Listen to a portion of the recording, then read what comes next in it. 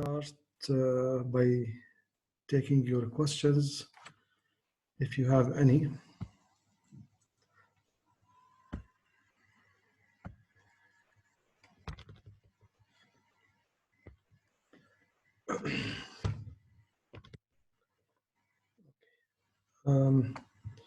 Any questions? All right, Khalina, let's continue with chapter 9, which is about serial communication interface, which is one example on one of the serial communication protocols that you might use when you design embedded systems.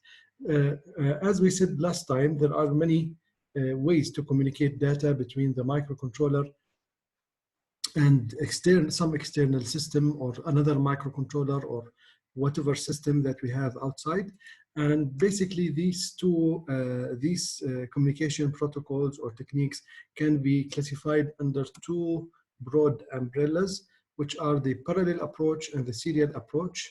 And basically the parallel approach uses output pins and input output pins from the microcontroller to do this. And we talked about the advantages and disadvantages, the pros and cons of these, of the parallel based approach. So there are many, if you look around, you will find many techniques or protocols that are based on the parallel convention. Also, the other umbrella is the serial communication, where, as we said last time, it's basically the main idea or the main motivation behind the serial communication protocols is to reduce the cost of the communication links, regardless of their type, whether they are wired, copper wires, fiber optics, radio channels, and so on, because if you want to dedicate a separate channel for each of the bits to be transmitted, this will be very expensive. And also to be able to communicate over long distances, and the serial is the way to go, because there will be less interference or less self-interference, or there is no cross-talk between the bits that we are transmitting, because they are transmitted one after another. Then we looked very quickly on the two sub-umbrellas under the serial communication umbrella, which are the synchronous serial communication and the asynchronous serial communication approach. And the example that we are, or the example that we are considering in this chapter is basically one example, one protocol on the which is an asynchronous serial communication. And basically we said in such protocols, there is a clock that is needed to time the transmission and the reception of the bits. However, this clock is not communicated between the transmitter and the receiver. It's not synchronized with the transmission. There is no transmission of the clock to be synchronized with the transmission of the data. But there is a clock, because as we said last time, we have two main challenges: how to distinguish the start and end of each bit, and how to distinguish the start and end of each frame or each word in the data. So we talked in a little bit of detail about the both approaches, the synchronous and the asynchronous. But in this chapter, as I said, our focus is the asynchronous approach. So we talked about all this last time. We did not go into much details regarding the synchronous serial communication. However, as I said, there is one whole chapter about this approach. And there are many protocols that belong to this approach, such as the I2C protocol, the SPI protocol, which are discussed or presented in the textbook that we have. Every one of these protocols is presented in a separate chapter. So let's go now today and look at the serial communication interface that is available in the HCS 12 microcontroller.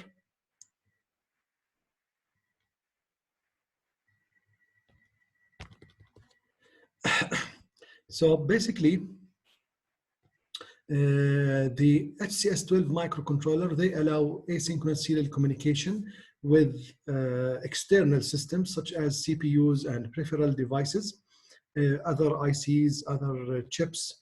Generally, the SCI, the Synchronous Communication Interface, SCI, is, I consider it kind of a powerful module inside this powerful microcontroller, and it comes with a lot of features and a lot of details to operate this module. However, we will take, or we will use this module and use it in a simple, in its simplest version. So basically, here it lists the features of this SCI module. It is full duplex operation. And what do we mean by full duplex operation?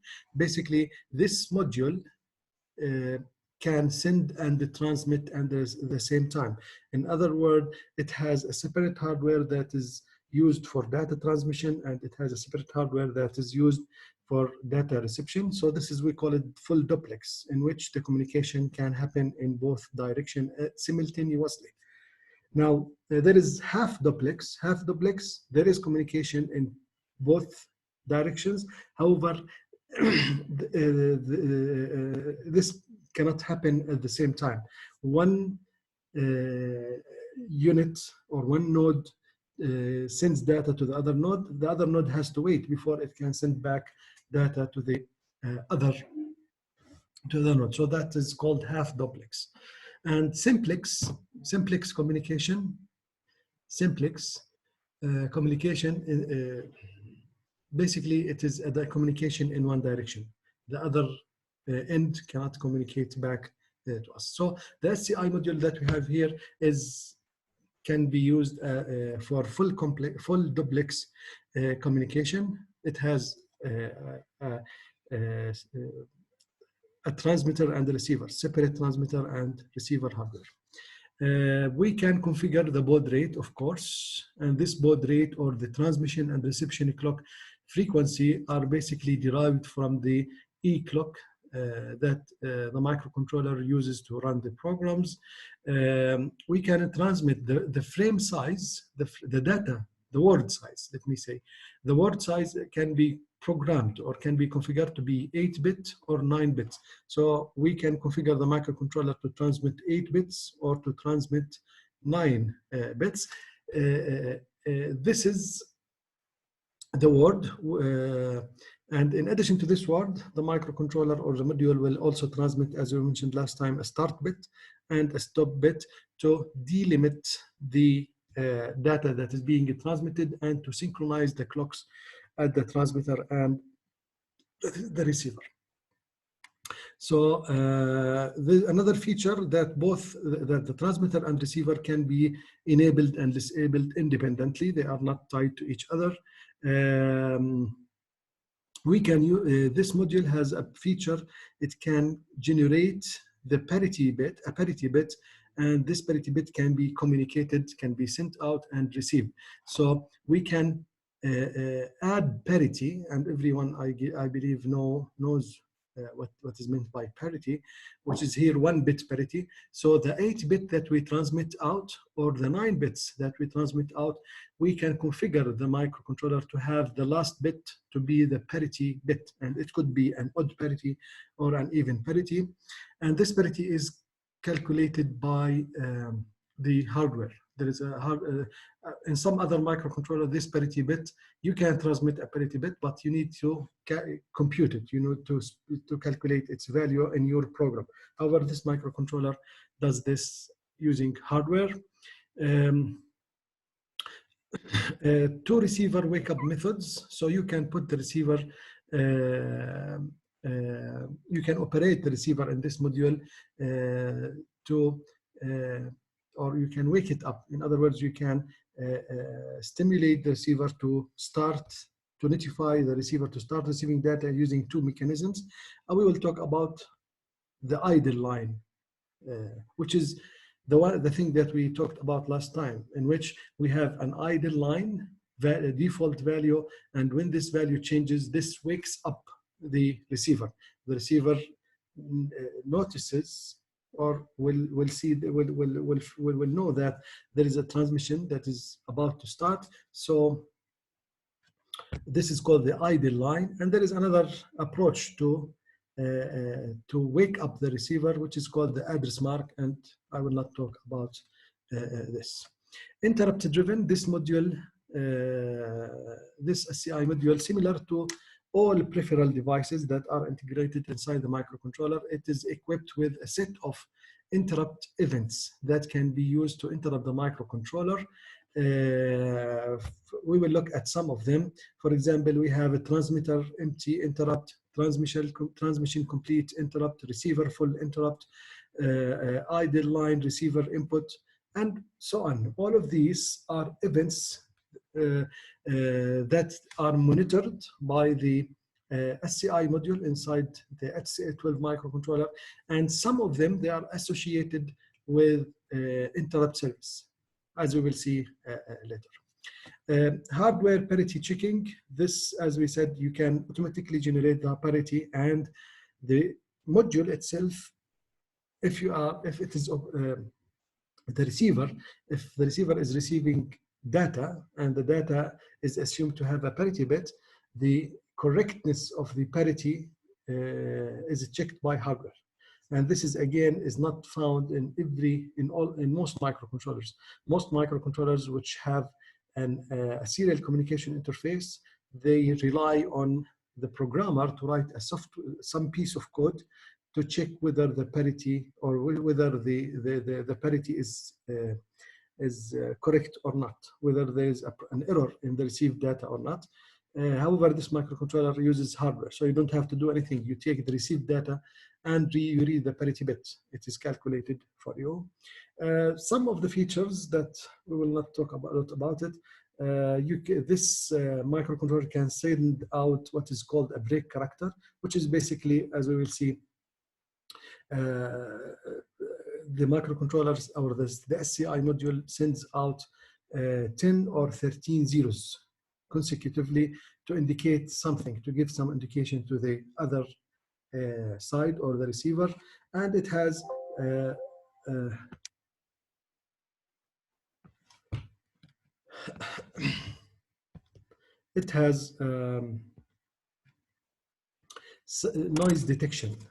noise detection hardware that can notify the user whether there's some sort of noise in the communication channel.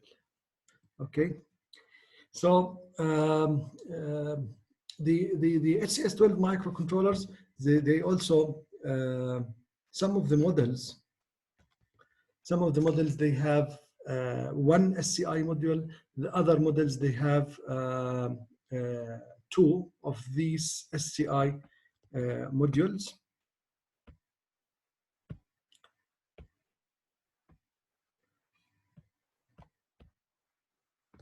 Okay, so in the microcontroller that is installed on the Mini Dragon board, which is DP256, HCS12 DP256, there are two identical SCI modules, SCI0, SCI1, which is very similar to what we had when we talked about A to D conversion. There are two identical A to D modules in the microcontroller that we have on the board. Now, as we said earlier, this module supports parity transmission, parity reception, parity checking, and this requires some certain setting that we will see later. Now, in order to communicate with the outside world, we need one pin to transmit data and another pin to receive the data, and they have to be separate pins because we might be receiving and transmitting data simultaneously. In other words, we are operating in the full duplex mode. So that's why the SCI0 module, which is the first serial module, uses pin PS0, which is pin number 0 from port S for reception, and PS1 for transmission. It is TX data 0, RX receive data 0. Similarly, SCI module uses pin number 2 from port S as to receive data, and pin number 3 to transmit data. Okay, so there are two separate pins for each module for transmission and reception. As we said, this module has the capability to send break characters or break signal in order to attract the other end for something. And basically, the break is defined as the transmission or reception of logic 0 for a frame or a longer time. For example, if we are sending out 8-bit data, the frame size will be what? 8-bit plus a stop bit plus start bit, which is 10. So the SCI module, when it is configured to send out a break character or a break signal, it will send out the start bit, which is 0, and 8 bits, which are also 0, and the stop bit will be also 0.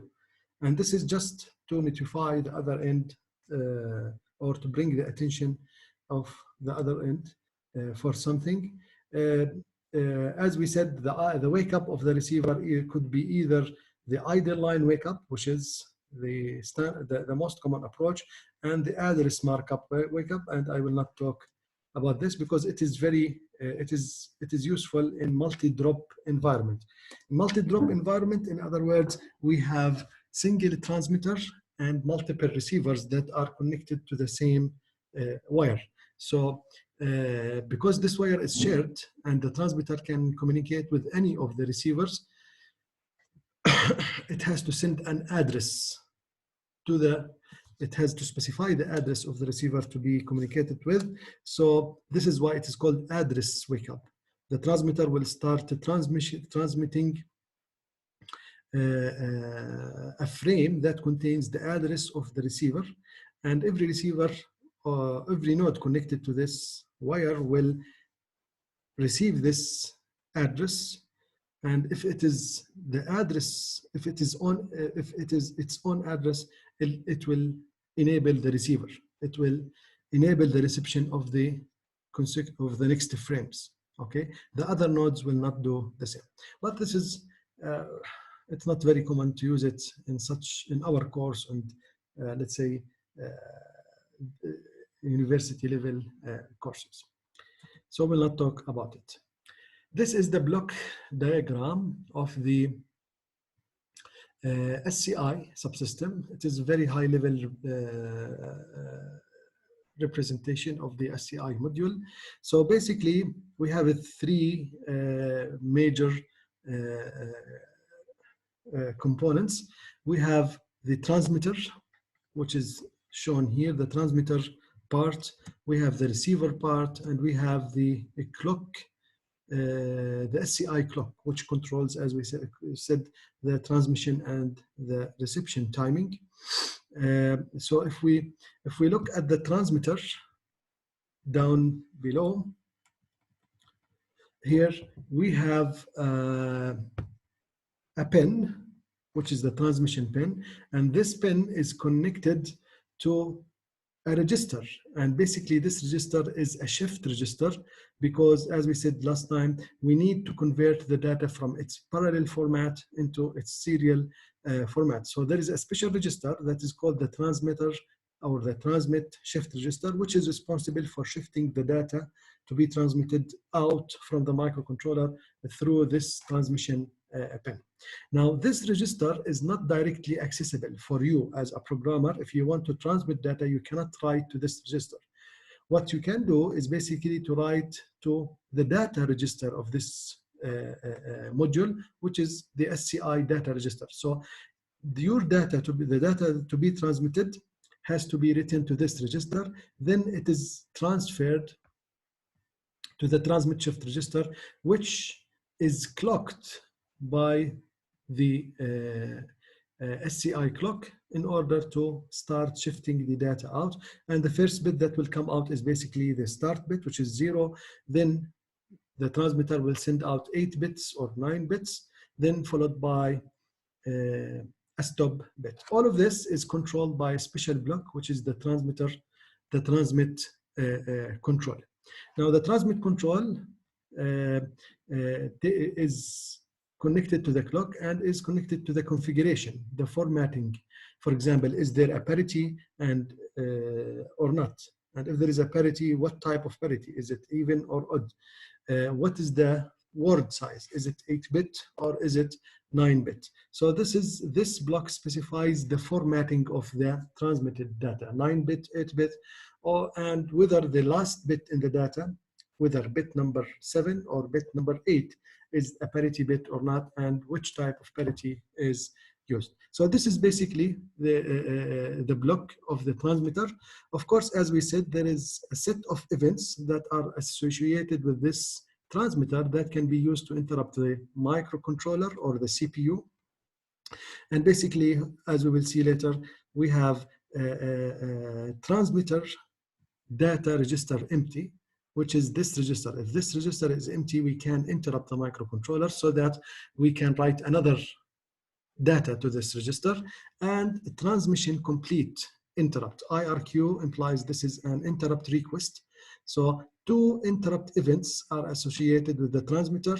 When this register is empty, we can configure the microcontroller to interrupt this, the SCI module to interrupt the CPU in order to do something. And the most common thing to do is basically to write another data to be transmitted.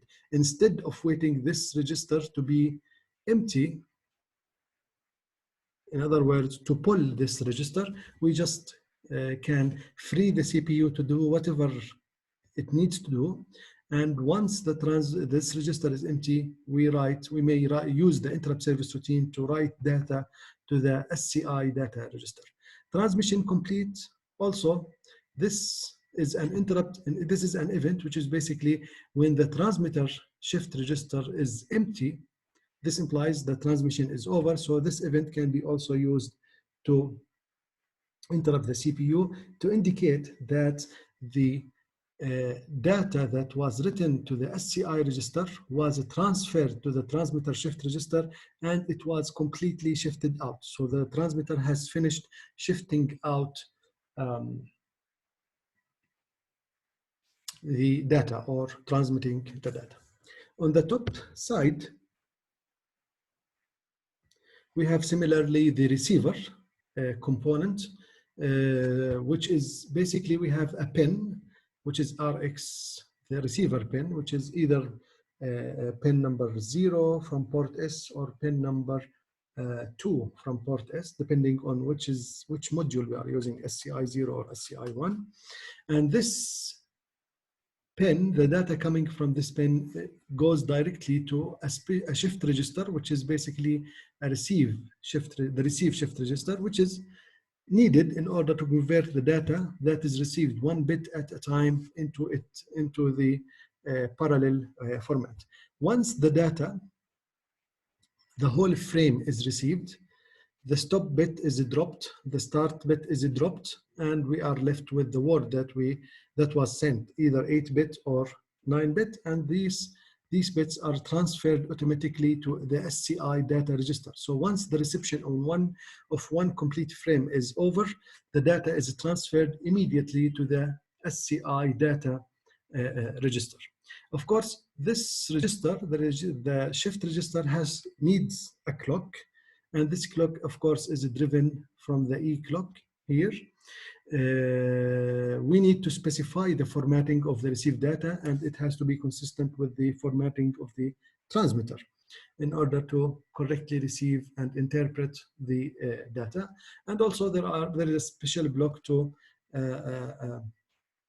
enable the reception, to identify how the receiver wakes up, whether it is an idle line wake up or it is a address mark wake up, as we mentioned earlier. There are 2 interrupt events that can be configured to interrupt the microcontroller, which is the idle. In other words, when the idle line changes from idle to active, let's say, this event will start or will enable the receiver if it is if the wake up mechanism is idle line wake up, and this event can be used to interrupt the microcontroller or interrupt the CPU. Another event that can be used to interrupt the CPU is basically the receiver data register full. When this register is full, in other words, we have received one frame, and this frame was transferred to the SCI data register. This event can be configured to interrupt the CPU, and this is important because let's imagine that you have configured your receiver to receive data from the outside, from some other external system, and receiving this data, one frame of data requires some time. So instead of holding the CPU and making it waiting and make it wait for the data to be received, you can free the CPU to do something else. And once the reception is over, you can interrupt the CPU, and inside your interrupt service routine, let's say you basically read the received data. Okay. So this is very quick overview about the module, in the receiver and the transmitter. Now, in order to use and configure this module, we need, as usual, we need to work with a set of registers, and the number of registers here are kind of reasonable, let's say, compared to the A to D somehow. So basically we have two registers through which we can specify the transmission and reception rate, at what rate we are receiving and transmitting the data. In other words, using these two registers, we can specify the baud rate of the communication. So we have two registers, baud rate low, baud rate high registers. And the X here is basically either 0 or 1, depending on what module we are using, number 1 or number 0. So two registers to specify the baud rate, two control registers to set up the module and specify, let's say, the data formatting, the parity, and all that stuff. And the interrupts, what type of interrupts do you want to use, and all that stuff. Status register, which basically two registers, they contain the set of flags that are related to the operation of the transmitter and the receiver. And finally, two registers for the data, which we already talked about previously on the previous slide, the SCI data register. So the SCI data register, we have two registers. Why two registers? Because the data size could be 8-bit or 9-bit. So if you are working or using 8-bit format, all what you need to do is to work with the low byte of this register. However, if you are using the 9-bit format, you need to work with the two registers. So this register, basically the low register stores the lower 8 bits, and the high register stores only 1 bit. It has 1 bit, and this bit could be part of the data, the 9th bit, or it could be the parity bit. So basically, we have 8 registers related to the operation of this module. So this is the these are the registers and the anatomy of these registers. In other words, what are the bits inside of each of these registers, and the details of these bits are on the following slides. So here we have the baud rate generation registers, the control registers, the status registers, and the data registers, the low and high registers. So basically we have here totally, we have from bit 0 up to bit 12. So we have 13 bits that can be used basically to specify a scale value for the E clock. That's it.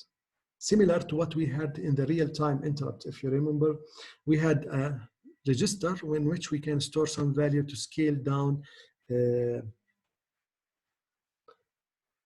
incoming clock. The same thing we discussed in the phased locked loop. So basically, we store some value here in these two registers, and the resolution of this value is 13 bits, so that we can scale the incoming clock to achieve a certain baud rate. The last two registers here are the data registers. As I said, we have 9-bit maximum for reception and transmission. So the low register has the lower 8 bits of the transmitted data or the lower 8 bits of the received data, while the high register has only either the 8 or bit, no, the 9th bit, which is bit number 8 of the transmitted data, or bit number 8 of the received data. Now, this is kind of confusing. If you look at it carefully, it's kind of confusing. According to this figure, it looks to us that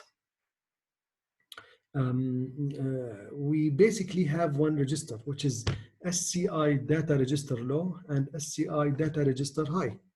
But effectively, there are 2 registers, because one register is, if you go back here, one register is tied with the transmitter and the other one is with the receiver. However, basically, so there are 2 separate registers, 2 separate physical registers. But here, it looks like we have one register. But this one register, if you look, it has 2 rows. Now, these 2 rows implies that there are 2 physical registers. One of them for reception, the other one for transmission, but they have the same address. There is one address that is assigned to 2 physical registers. So now, how does the CPU distinguishes between these 2 registers? For example, when I want to transmit data, is this register stored on the first register or on the second register, on the top register or on the low register? In our case, it is one address for 2 registers. It's kind of confusing. دكتور يمكن عن طريق الداتا كنترول ريجستر او شيء زي هيك. Data control. يعني basically, if you get the point, we have 2 separate registers. One register for the receiver, one register for the transmitter. However, when you refer to these registers in your program, you just write SCI data register, low or high. How does the CPU knows whether you are talking to the receiver data register or to the transmitter data register? Basically, it is clear here. Here it is written, we have a read, write. So if you are talking, if the CPU is talking to this register, which is the data register, either the low or the high register, and it is performing a read operation. So it is accessing this register and it is performing a read operation. So this is assumed that you are reading the data from the receiver register, because you received some data and you want to read it. So the CPU will access the receiver register because it is a read operation. However, if the CPU accesses this register, the low or the high register, and the access operation is basically a write operation, then basically the CPU is accessing the transmitter data register. So this is kind of, I won't say optimization because there are too many registers, but this is kind of making it easier for you as a programmer to say that I am working with I'm using the SCI module and I'm transmitting data. So you work with the SCI data register. I am working with the receiver side, so I will use the same register. However, the type of the operation will determine which physical register is being used. If you go to other microcontroller, no, they usually have 2 separate physical registers, which is a must if you want to perform full duplex operation. However, they have a separate address for each of these registers, okay? The same idea for the high register. It is 2 physical registers, 2 physical registers. One of them is accessed during read and the other is accessed during write. The same thing for the status register. For example, some of the bits here are only available for reading, while some of the bits can be read and read. Okay, for the remaining registers, it is only one register. It is basically one register. Okay. So let's go into these registers. The first two registers are those related to the baud rate generation. And as I just said, basically these two registers store 13-bit value that represents a scalar to be, or a scale value to be multiplied or to be used to scale the clock, the incoming E clock. So we multiply the E clock with some 13-bit value. And basically, if you look at the equation that is used to specify the baud rate, which is the communication rate, it is basically the E clock, the SCI module clock. If you go back to the block diagram, it is basically the E clock divided by 16 divided by BR, the baud rate scalar. So this BR is this, where it is the baud rate divisor. It is the baud rate divisor. This BR is this. So if you, for example, if you want to run at 300 bit per second, 300 bit per second, then if you do the math, so the baud rate, your baud rate here is 300 bits per second, and your E clock is 16 megahertz. Then if you do the math, the BR value will be 3,333. Okay, so it's just simple math. And the same if the clock is 24. So you just take this value and store it in two registers. So we have two registers, which are the SCI BDH and SCI BD low. SCI BDH and BD low. So the upper 5 bits are in this register, the lower 8 bits are in this register. So 13 bits, why it is 13 bits? In order to give you a wider range of values to be used as a divisor for the clock. Okay. So this is straightforward, and we are kind of familiar with this concept from the RTI and the phase locked loop. The control registers, the first control register, the SCI control register number 2, SCI control register number 2. It has a set of bits. The default value of this register on reset is all zeros. So by default, all the bits are 0. There are a set of bits. For example, if you look at this TIE, which is basically transmitter interrupt enable bit. So basically, this bit is the interrupt enable bit for what event? Basically for the data for the transmitter data register empty event.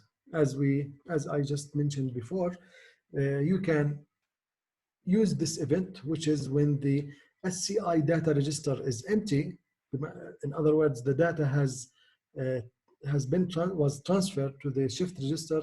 Then this event can be used to interrupt the CPU, and this is the bit that enable the local interrupt enable bit for this event. The same thing, the transmit complete event can be used as an event to interrupt the CPU, and this is the local interrupt enable bit for this event. RIE, same thing. It is the receiver full interrupt enable bit, which is basically, as I said earlier, it is the event when the received data is transferred from the shift register, the receiver shift register, to the receiver data register or the SCI data register. This event can be enabled to interrupt the CPU, and this is the local interrupt enable bit. These two bits, TE and RE, are basically to turn on the transmitter and turn on the receiver, to disable and enable the receiver or the transmitter in the module. So by default, these two are disabled. In other words, the clock of the module is disabled, so nothing is going on. So if you want to use the receiver, the transmitter, or both of them, you need to set these two bits. Now, other bits are related to more features, to other features in this module. For example, SBK, this bit is basically send break bit. So if it is 0, no break characters are sent out. As long as this bit is set to 1, the SCI module will generate a break code, which is basically 10 or 11 consecutive zeros. As long as this bit is set, the module will continue sending out zeros. For example, so this is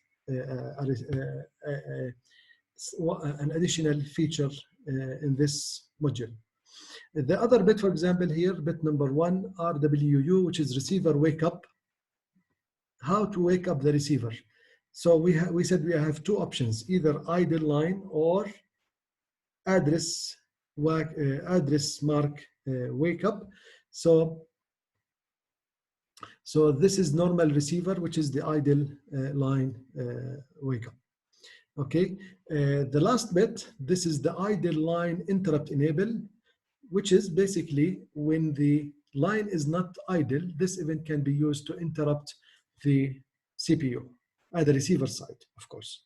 So because the receiver is the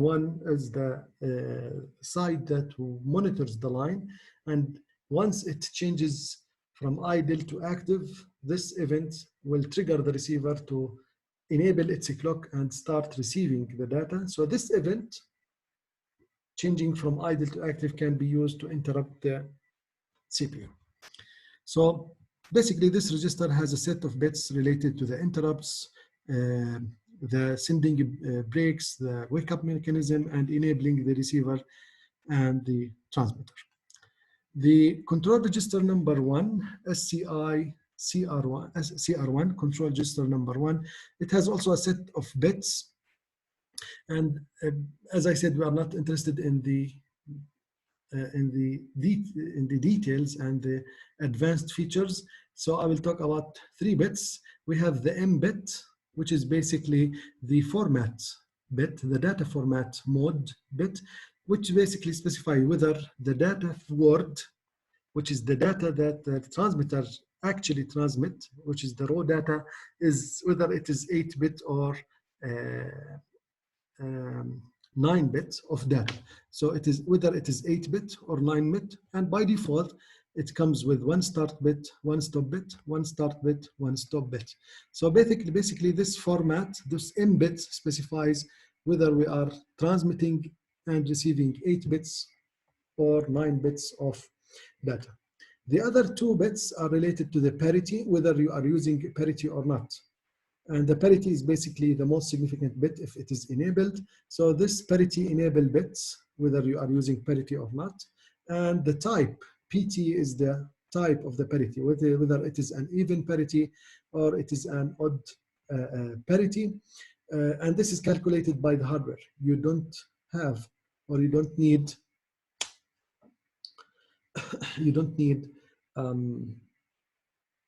to calculate the parity in your program. Yes, Muhammad. دكتور الله يعطيك العافيه. الله يعافيك. بس بالنسبه للسلايدز اللي قبل، في الانيبل بت وفي الويك اب بت، يعني انا لازم اعملهم التو بت هذول ست عشان انا اقدر اعمل انيبل الترانسميتر او الريسيفر؟ لا، هلا receiver enable you turn on the receiver. اوكي. تمام. But receiver is not receiving anything. It's not awake. يعني هو powered up، خلينا نحكي، والكلوك شغاله، بس nothing is being received. ليش؟ لانه ما في حدا سوى له تريجر من برا يحكي له يلا بدي ابعث لك. طيب كيف ممكن يسوي له تريجر؟ حكينا طريقتين، اما انه اللاين الترانسميشن لاين يتغير الستيت تبعته اللي هو الايدل لاين ويك اب، او الادرس مارك ويك اب.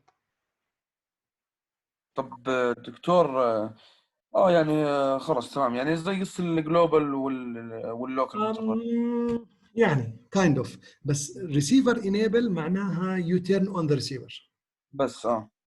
هلا كيف بدك الريسيفر يبلش يستقبل؟ متى يبلش يستقبل؟ هلا لما يشوف تغير في الادرس لاين، ولا لما يشوف الادرس تبعه انه وصل الادرس تبعه على اللاين، معناها لازم هو اللي يشتغل ويبلش يستقبل الداتا.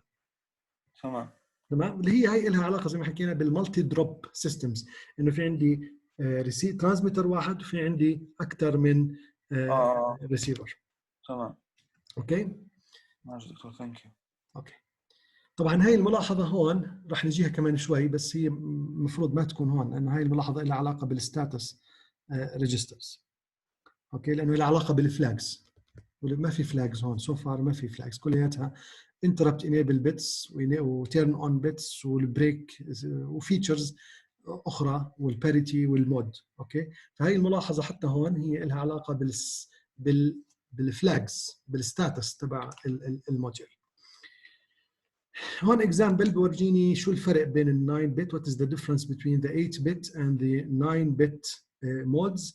So basically if you are using 8 bit data format, definitely you have a start bit and definitely you will have a stop bit for each word of data that is being transmitted. In this 8 bit, in the 8 bit mode, in other words, when the M bit is clear, in the control register number 1, basically we are sending out 8 bits of raw data, and the last bit or the most significant bit is basically either the 7th bit, the bit number 8 of the data, or it is the parity bit. And this is time, by the way. This is time. So what is the first bit that is transmitted out? It is the least significant bit. And the last bit that is received is the most significant bit. And it could be parity or data. Now, when this bit is parity, if the parity is enabled, basically, in the module. The 9-bit format basically implies that the data itself is 9 bits. In addition, we have start and stop bit. So this is basically the frame, and this is the word that is transmitted. This is the frame. This is the frame, and this is the word that we are transmitting. In this case, when the M bit is set, we are transmitting out 9 bits, and the 9th bit could be the parity bit or a data bit. Okay, so this is just showing up the two different formats, either with parity or with non-parity. The status registers, as the name implies, they reflect some state about the module. So we have here a set of flags, basically, that indicate something or that tell something about the transmitter or the receiver. So by default,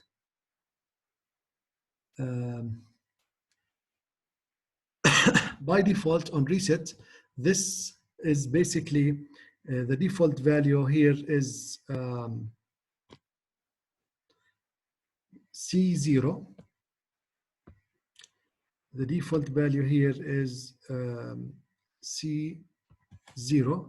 C0 implies that this bit is 1, this bit is 1. This bit and this bit are ones on reset. What are these bits? If you look at these, the description of these two bits, TDRE, the transmit data register, empty flag. This flag tells whether the transmitter data register or the SCI data register of the transmitter is empty or not. And if you just come out from, if you have just come out from reset, then by default, this register contains nothing. You have not written to this register, so it is empty. So this flag is by default 1 on reset. That's the data register empty flag. Same thing for the transmit complete flag. It is 1 on reset, because if you have just come out from reset, if you have just powered up the microcontroller, then there was no transmission prior to this moment, so this flag is set. So basically, these are the interrupt flags that are associated with the interrupt events that we talked about, that we can enable or disable, which is the transmitter register empty and the transmission complete interrupt request. Okay. Next, we have the RDRF, which is basically the receiver data register full. Again, this is the receiver interrupt flag to indicate whether there is an whether a data was transferred from the receiver shift register to the data register, in order so that we can use it to read the data, to know when to read the received data. So basically, these flags can be used to interrupt the microcontroller when it is set, or we can basically, we don't need to use interrupts. We can basically, to know whether a received byte has been transferred from the shift register to the data register, we can simply pull these flags, right? This is always the case. Even in the A to D, if you remember the examples that we had, we did not use the interrupt, the conversion complete interrupt event. We just pulled the sequence complete interrupt flag. So we can do this or this depending on our need. We can pull the flags, or we can use the interrupt service associated with these flag. Okay, so this is what the bits that I'm basically interested in, which are the flags related to the interrupt. Now there are other flags. They are not associated with interrupt, except the OR flag. For example, here we have PF, the parity error flag. This, as we said, the parity, when you receive a byte, let's say, or 8 bits or 9 bits, and you are configured to use a parity, then the parity bit is calculated by hardware and is stored in the high register, the high register, the high portion of the data register. And this, you don't need to check whether the received data has correct parity or not, because this flag will give you the indication. So all what you need after you receive the data, you check this flag if it is 0 or 1, to know whether there is an error in the received data or not, based on the parity approach. There are other flags, and these flags are not, the parity flag has no interrupt event. You can only pull this flag, or you can only test this flag. You cannot configure the module to configure to interrupt the microcontroller when there is a parity error. The same thing if there is a noise flag or framing error, you need to check these flags, the values of these flags when you receive a data, in order to know whether there is a problem in your data or not. You cannot configure them to interrupt the CPU. So basically, these specify different features or different supported operations in the module. I'm just interested with these flags, which are whether the receiver register has received the data, in other words, whether it is full or empty, whether the transmission is complete or not, and so on. The status register, the second status register, basically tells something about other features. For example, if you are sending out a break character, this bit can be used to indicate whether you are sending a 10 or 11 bit long, or if you are sending 13 or 14. Why 10 or 11? Depending on the mode bit. If you are 10 bit, if you are using 8 bits plus a stop bit and start bit, then it is a 10-bit break character. Or if you are using 9-bit format, in other words, the M bit is set, then the frame size is 11. So basically, this bit describes or specifies the size of the break character. The other bits are related to other features. I dropped them from the slides, but I discussed them last year when I taught the course, but I find them not that important at this level of the course. So if you are going to use a break, send out breaks, then this bit only, or this bit can be used to specify the size of the break character. The data registers, I talked about them. basically we said we have one data register which has an address of, this is the address offset. It is not the complete address. It is address offset. This is the way the microcontroller is designed, and the data sheet presents the results, the registers. It always gives you an offset, or it always gives the addresses of the registers as an offset. An offset, in other words, there is some base address to which you have to add these registers. Why is that? Basically because this microcontroller, in this microcontroller, you can reallocate registers. What do you mean by reallocation? We can, for example, you can configure that that port A register is address number, let's say A, or address number 100. However, somebody else might configure the microcontroller to have port A as address number 1000. However, port B is always after port A. So if you configure port A to be 100, port B will be 101. If you configure 1000, port A 1000, port A, the address of port A will be 1000 and B will be 1001. In other words, the relation between the registers is fixed, okay? But you can change the starting address or the base or the reference address for your register. So always in the data sheet, it tells you that the address offset is something. Offset, it implies that where you as a programmer configure these registers to start. This is kind of advanced feature for this microcontroller that you don't usually find in other microcontrollers. So you can play where are the special registers found in the address space of your memory system. We don't care a lot about this because we use the register names and we leave it for the compiler to do the mapping. Yes, Yazan. ليش ممكن يعني احتاج بطريقه معينه اعمل allocation للريجستر؟ memory management مش اكتر. اوكي تمام. So we said there is only basically one register address that is assigned to both the receiver data register and the transmitter data register.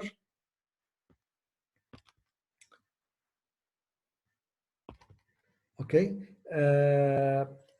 However, how does the CPU know whether it is the transmitter register or the receiver register that it is communicating with? Basically based on the operation. If you are reading, then you are accessing this register, which is the receiver register, which has the R bits. And if you are writing, then it is assumed that you are sending data to the SCI module to be transmitted. So this is for the lower 8 bits, the same thing for the last bit, which is bit number 8 of the transmitted data or the received data, which are stored in the high register, the high portion of the data register. Okay.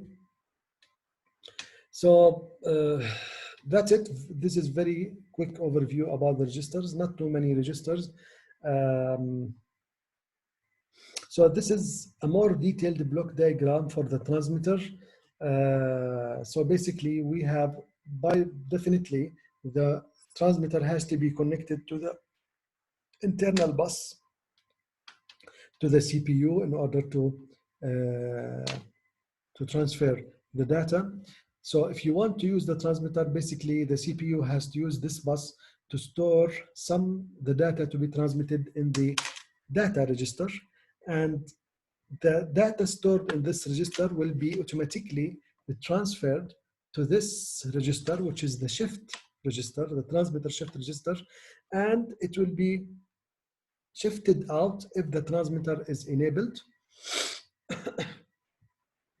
However, if this register is full, in other words, some data is being transmitted and you write data to this register to be transmitted, it will not be transferred until this register, the shift register, is empty. So in other words, if you are transmitting multiple words, you can write the first word and then you can write the second word immediately.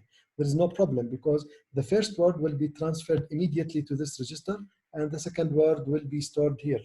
When the first word is shifted out completely, then automatically the word in the data register will be shifted. So this register acts like a buffer, temporary storage for the data to be transmitted. So effectively, it looks like that if you have two transmission registers.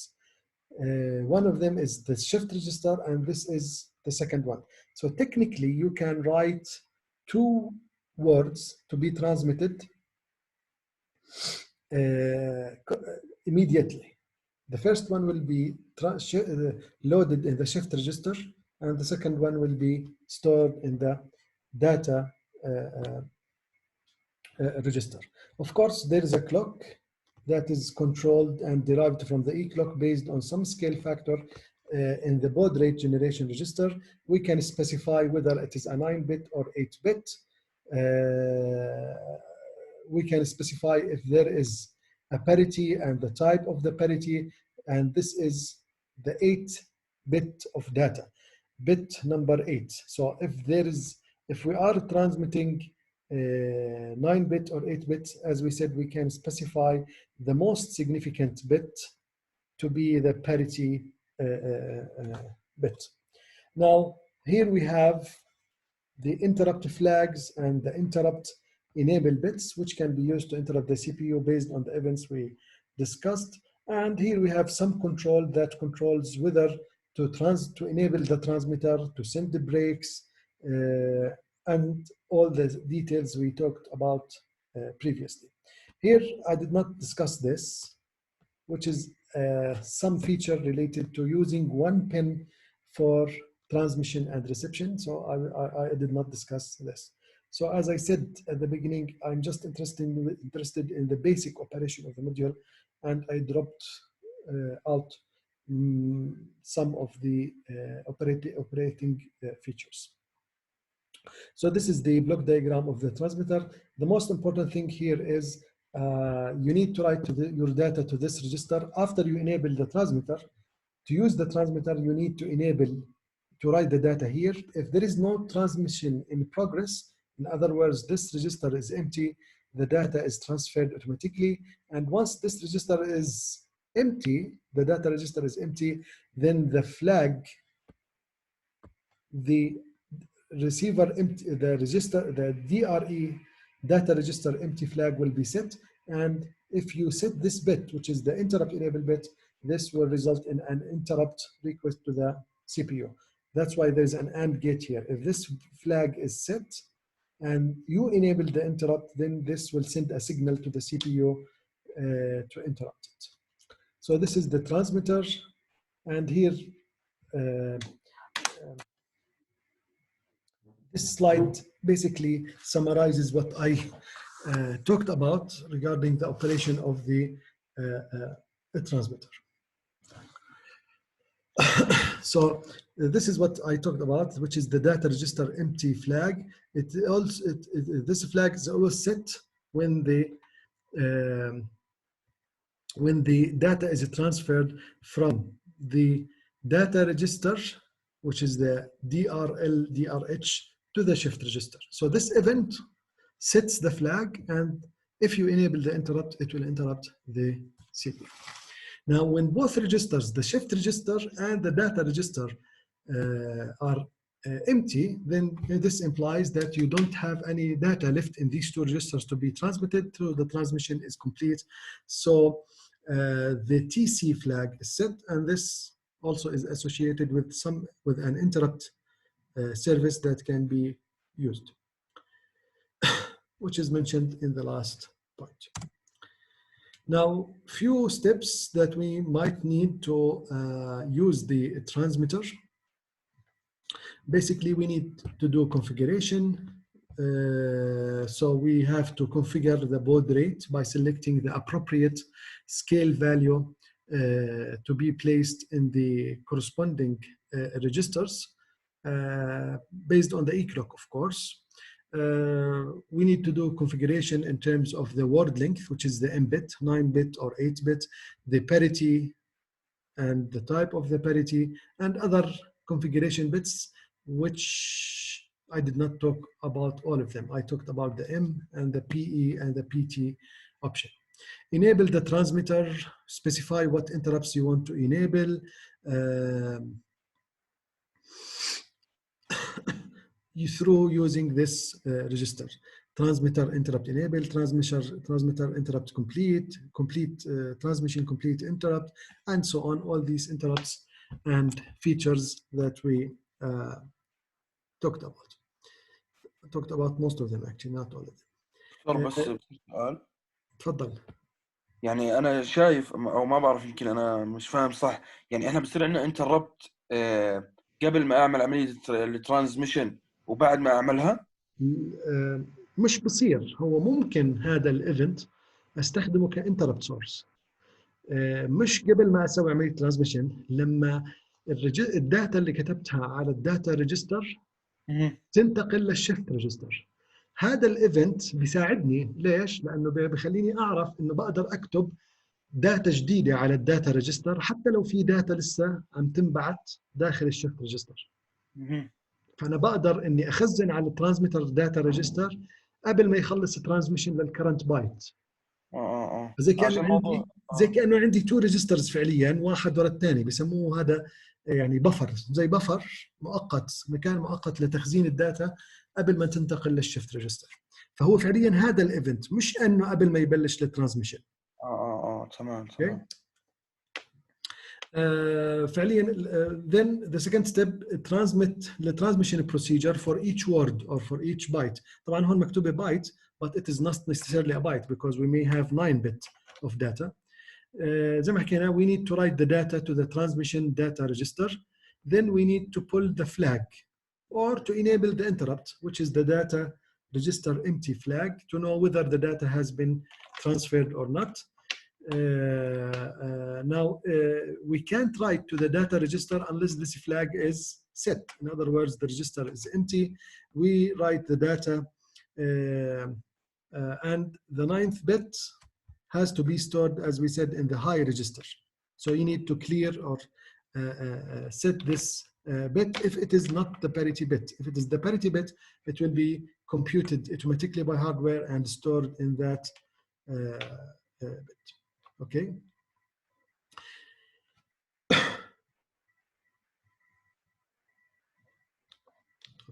Now here it says a new transmission will not result or will not happen until the flag is cleared. We need to clear this flag. So writing to this register does not clear the flag. We need to clear the flag, and how to clear the flag? Basically, we will see this shortly in the examples. So we can't.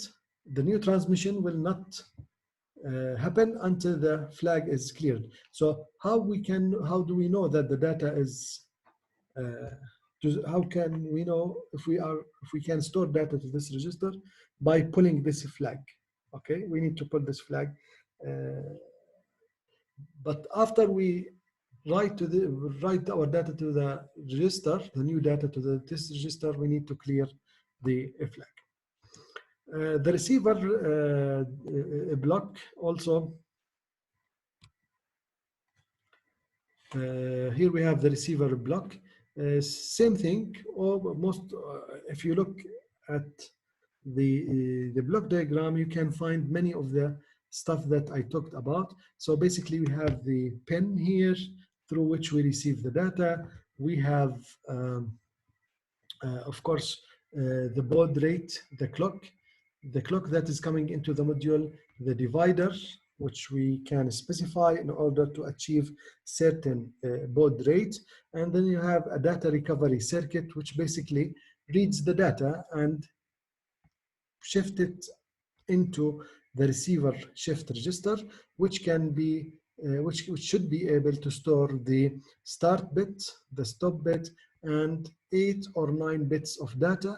How is this specified? Basically by the M bit, which specifies whether it is a 9-bit or a 8-bit format. and whether the last bit is parity or not is specified by this bit. So here we have parity checking hardware, which, as we said, we can, which checks whether the parity is correct or not, and based on that, it sets the parity error flag, if you remember, that we talked about.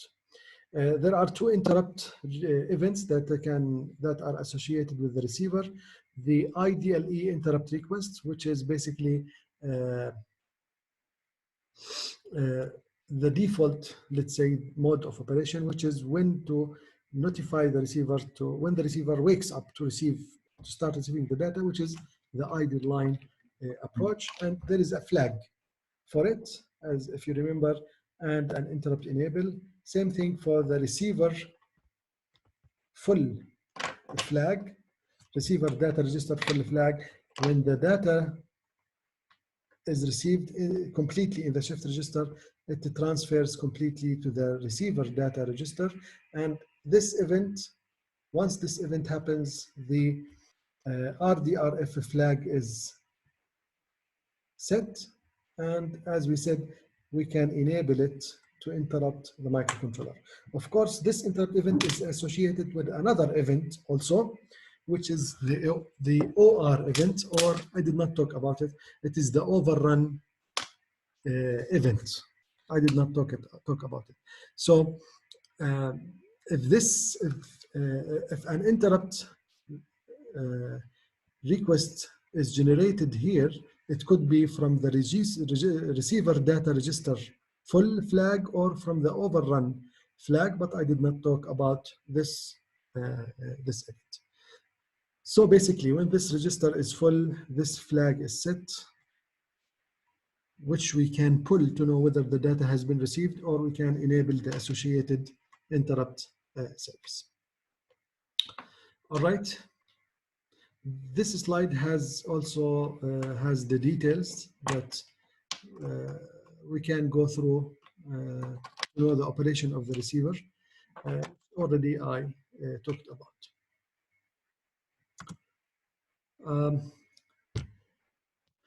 Here it talks, I think we are out of time. It talks about the break characters, how to send the break characters.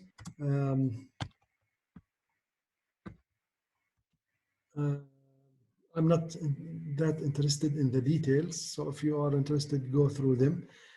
How to specify the length of the break character and why do we need to send the break character. For example, here, sometimes when one party discovers that there is an error in the communication, it can send out a break character, which is basically, as we said, a set of consecutive zeros, 11 bits of zeros, or to 13 bits of zeros, and so on.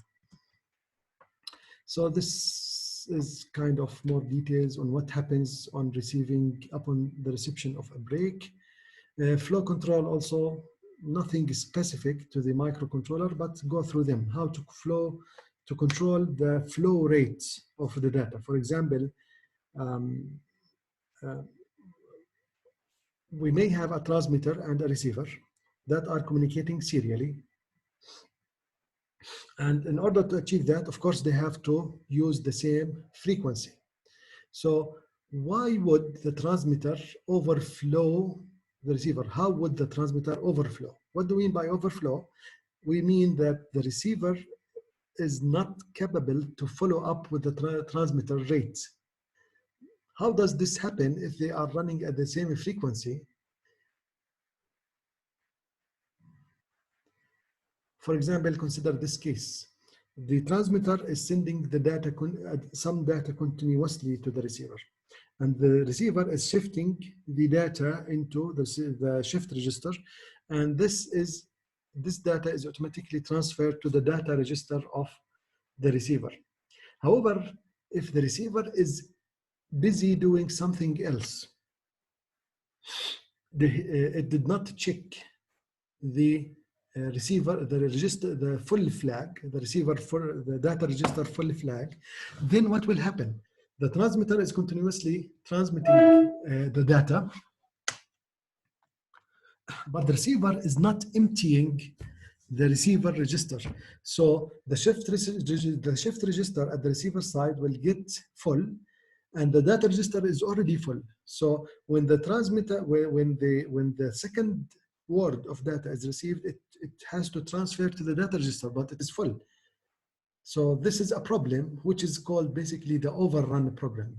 The receiver, the transmitter is overrunning the receiver. It's not overrunning the receiver because it is running at a higher rate. It is overrunning because the receiver, it's not doing its job at a speed that matches the speed at which the data is received. The receiver is doing something else, some other tasks, and it is not emptying is not reading the received bytes. We don't have infinite memory to store the received bytes inside the SCI module. We only have two registers. We have the shift register and we have the data register. So basically, if we receive the first word, we can store it. If we receive the second word, we can store it in the shift register. But if the reception continues, then this is called overrun. The data from the transmitter is flowing at a rate that is not read by the receiver. Now, so in these two slides, basically it talks about how to control the flow of data between the transmitter and the receiver. So basically there are many ways to do that. Some of these are hardware based, some of them are software based, but there is actually not much details about the different techniques, but I just want you to have an idea about what is meant by flow control and why do we need that. Why do we need that? Because as I said, despite the fact that both sides are running at the same frequency, the receiver might be busy with doing something else and is not doing its job at reading the received data at an appropriate rate. So this is called overrun. And that is related to the flag that we saw earlier, which is the OR flag. This is called overrun. So when let me talk about it. When the receiver receives the first byte in the shift register, it will automatically transfer to here, but the receiver is busy doing, the microcontroller is busy doing, CPU is doing something else, so the data stays here. And if the transmitter continues to transmit data, the receiver will continue to shift to the second byte of data here. But once the stop bit is received, so this received frame has to move here, but this register is full. So this is overrun. So usually what happens, the OR flag will be set and the reception will be disabled because we don't want to lose the data that is here. We don't want to receive a third byte of data because this will result in losing this byte or this byte, depending how the operation is implemented. Okay, so this is about the break characters flow control. Next time, we will look at 2 or 3 examples, how to write programs to use the SCI module. So as I said, this is the concept of serial communication interface. The module that we have has a lot of features actually.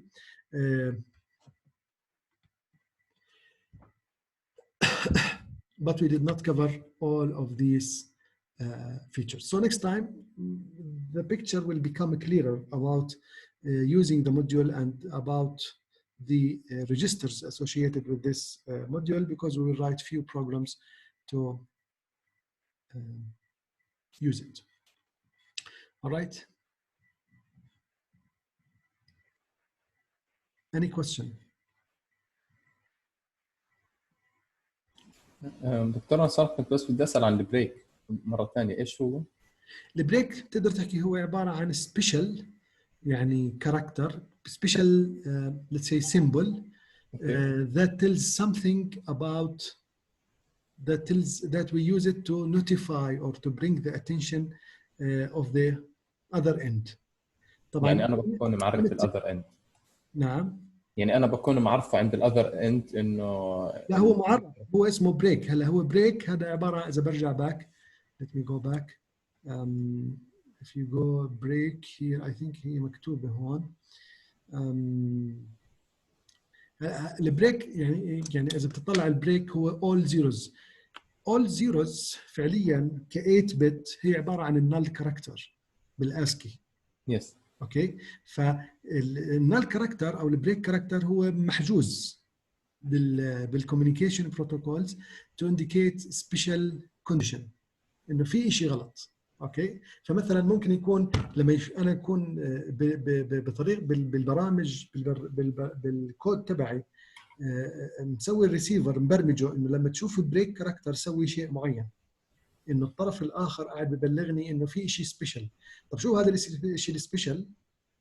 انا بكون وياه، يعني انا وياه عارفين انه لما الترانسميتر يبعث لي بريك كاركتر معناها لازم اسوي شيء معين انا. يس.